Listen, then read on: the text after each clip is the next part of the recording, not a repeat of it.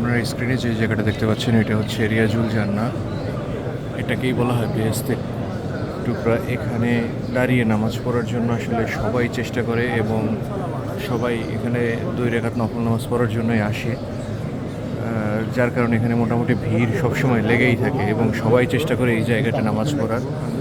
আর এই স্ক্রিনে আপনারা যে সবুজ চিহ্নিত জায়গাটা দেখতে পাচ্ছেন এটা হচ্ছে খলিফা এবং হযরত মুহাম্মদ সাল্লাল্লাহু আলাইহি সাল্লাম, মহামানব এবং যার জন্য পৃথিবীর সৃষ্টি, সেই মহামানবের মাজার জিয়ারত।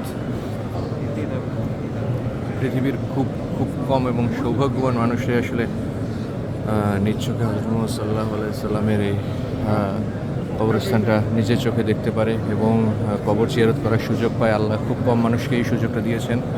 আলহামদুলিল্লাহ, আলহামদুলিল্লাহ, আলহামদুলিল্লাহ, আল্লাহ আমাকে সেই সুযোগটা করে দিয়েছেন।